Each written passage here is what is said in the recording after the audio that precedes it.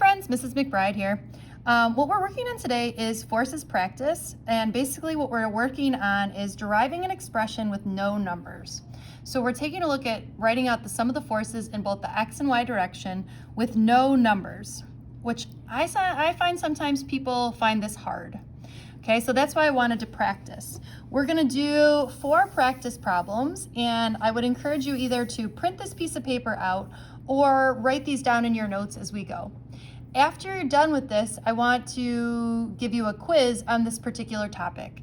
So the whole point of doing this is that it will prepare you for the quiz that you're about to take, okay? All right, so here we go. For each problem, we're gonna derive an expression, which is the nice way of saying, no, we're not gonna get an actual answer. We're going to get a whole bunch of equations for the quantity requested in terms of m, a, f, theta, and fundamental constants. And as a reminder, fundamental constants are like little g or pi or things like that, which have a known value. All right, so the first thing we're gonna do is take a look at this block that's on a ramp.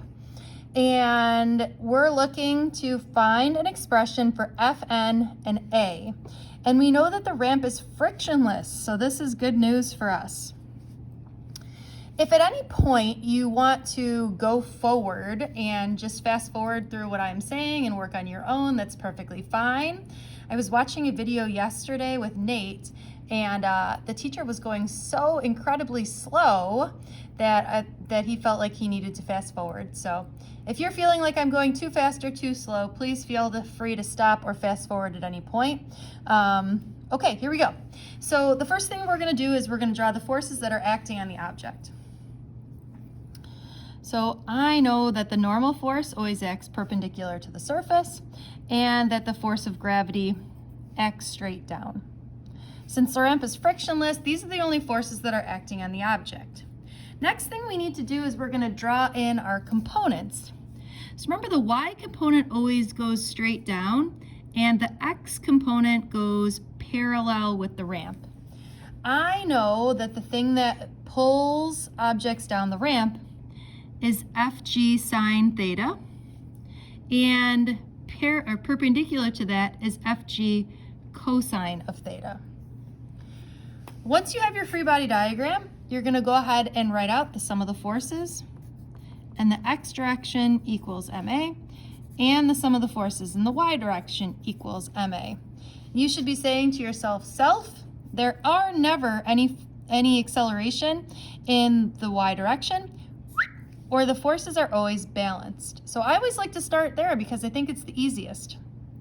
So if the forces are balanced, then that tells me that these two forces are equal, or I get that Fn is equal to Fg cosine of theta.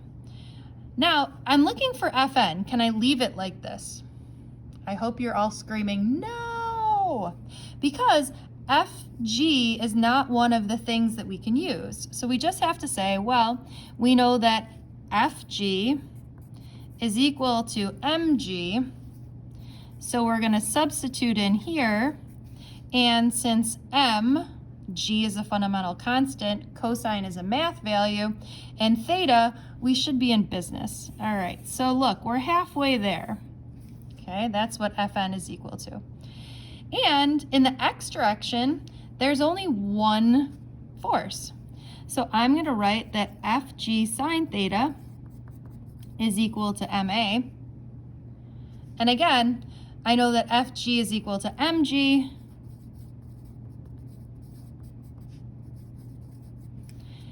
And what I'm going to assume that I'm looking for over here is the acceleration, because there's no acceleration in this particular direction. So we're looking for A. I can do one more thing. I can cancel out an m on both sides, and I'm going to get that A is equal to g sine of theta. All right, hopefully you're saying easy peasy lemon squeezy, because we're about to get difficult, lemon difficult. Here we go. All right, so this one is an object that's being pulled at an angle. All right, the table again is frictionless, and we're looking for the same things again. We want the normal force and the acceleration. All right, so we know what we're doing here. I'm going to say first we've got the normal force, and we've got the force of gravity. But we've got to break this friend into its components. So when I break this into its components, I got to figure out which is which. Well, you could think about it one of two ways. This side here is the adjacent side, and I know that adjacent always goes with cosine. Okay, or you could say that this is the x direction, and in the x direction we always use cosine as well. Now, sometimes people will do something bad here, and they will write down that this particular force, I don't want you to make this mistake here. They will say this is Fg cosine of theta. Because we're so used to doing that Fg is the one that's being broken up. Okay, this is not Fg.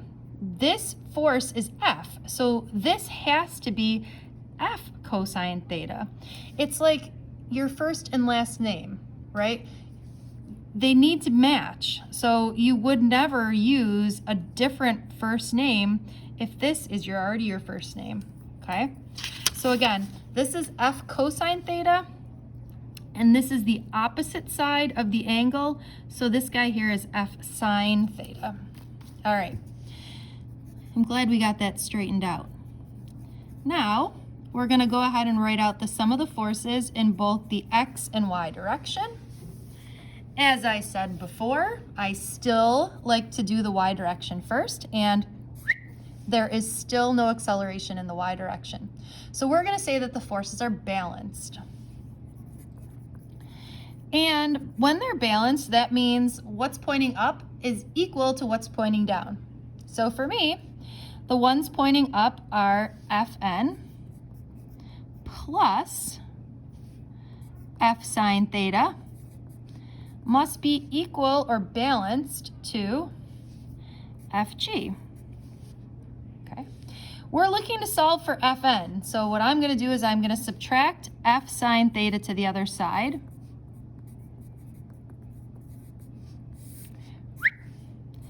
And I'm going to be proactive here because I'm being a little bit lazy. And I'm going to say that I'm going to substitute in Fg as mg, all sort of in one fell swoop here. So I'm going to get mg minus F sine theta. All right, not too crazy yet, right? Good. Now in the x direction, we have only one force acting again. So the sum of the forces in the x direction becomes easy. That this is just F cosine theta equals ma. We solve for Fn, we still need to solve for a. In this case, it becomes real easy that I'm just going to solve for a by dividing both sides by m, or I'm going to get that F cosine of theta over m is equal to a. All right, I hear you at home saying, gee, I wish we could kick this up a notch. I'm with you. All right, so now we're going to do these same two problems, except we're going to add in friction. I know, I'm excited. I'm excited. This is where things start to get really crazy and the math kind of gets a little bit ugly. But you're in AP Physics C, so you are totally expecting this and you're ready for it. All right, so the same thing. Normal force, force of gravity, but now we're adding in our friend, the force of friction. So we're assuming, why is this getting blurry? Okay, we're assuming that that this is going down the ramp, which is why friction is pointing up the ramp. Okay, what do we do next? Well, we're grabbing our pen and we're drawing in the components. Okay, the thing that pulls objects down the ramp, or the one that should be parallel to the ramp, is going to be Fg sine theta.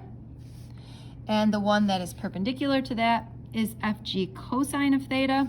All right, and we're in business. So right now I'm seeing 1, 2, 3, 4 forces.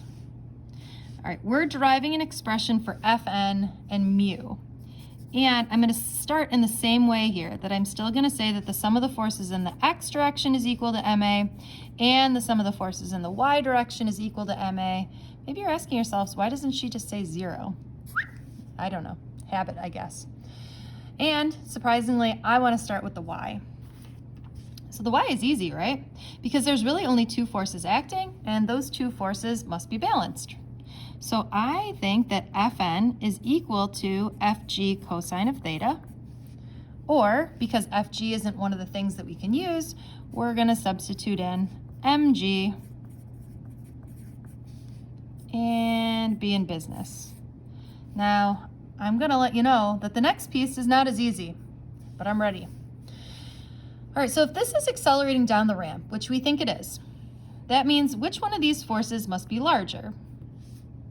Well, it must be F sine theta, and also this is pointing in the positive direction.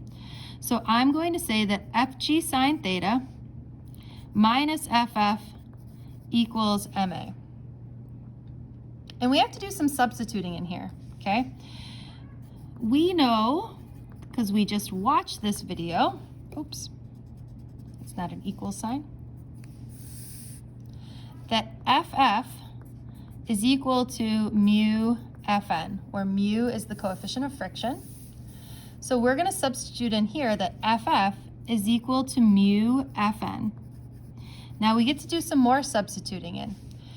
We can't leave Fg like this. So I'm going to say that this is Mg sine theta minus mu, and this is my Fn. Remember, Fn isn't one of those things that we can use, right? We were only given M, A, F, and theta, so we have to substitute in mu. We can't leave it the way it is.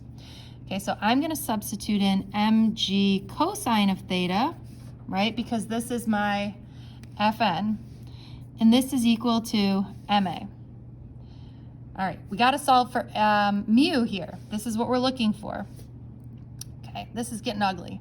I want to do one more thing, though. Hopefully you were on board with that. So I got to get mu by itself. So I'm going to add mu g cosine of theta to this side, plus mu g cosine of theta. Ooh, whoever made this should have made more space. Yikes. Okay, so this side gets g sine theta. These cancel. Equals a plus mu g cosine of theta. Okay. I'm going to subtract a to the other side, or I get that g sine theta minus a equals mu g cosine of theta. Wow, we're almost there. Okay, I'm going to divide both sides by g cosine of theta and get that mu is equal to this beautiful looking thing here, equals g sine theta minus a over g cosine of theta. Oh my gosh, look at that. Does this make you happy? I'm pretty excited by that. Looking good. Piece of cake, right? All right, last but not least, here we go. We're going to derive an expression again for Fn and mu. We're going to follow the same process with, here's our normal force, here's our force of gravity, here's our force of friction,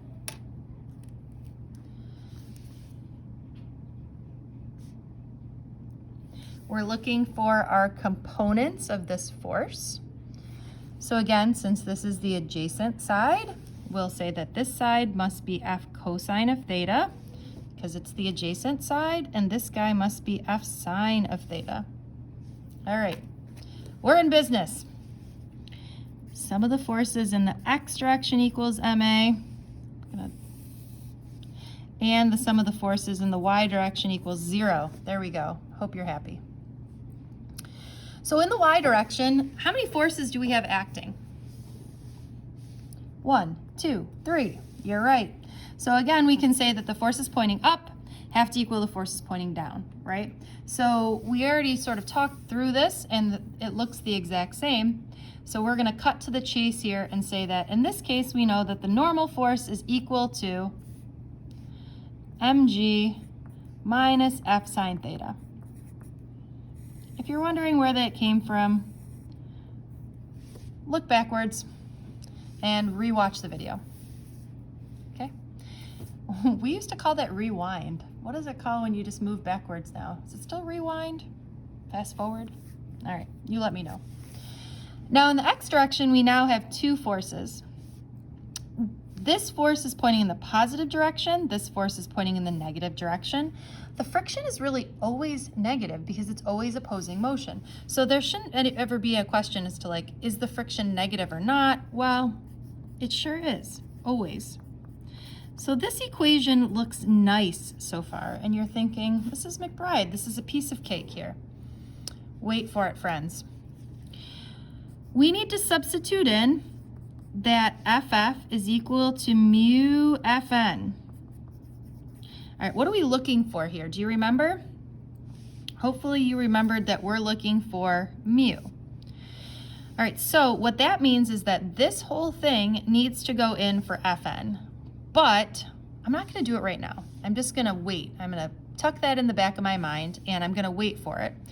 But the rest is good. So what I'm gonna do is I wanna get mu by itself. And when I get mu by itself, then I'm gonna plug in Fn. Now, that's just a personal preference. So if you wanna do it differently, you go for it. I'm gonna do it this way, where I got F cosine theta, excuse me, equals mu Fn plus Ma, okay? Now I want to get, again, mu by itself. So I'm going to subtract Ma to the other side. Or I get F cosine of theta minus Ma equals mu Fn. Or you can see how if I wanted to solve for mu, I could divide both sides by Fn. Okay, but of course, we know that this is not the full answer. Because in order to find mu, we need to plug in this beast here. Look at how crazy this looks now. So we've got F cosine theta minus Ma divided by Mg minus F sine theta. Wow. That is looking good. All right, I hope you have enjoyed this and it all makes sense to you. Good luck on the quiz. Message me and remind if you need anything. Bye, friends.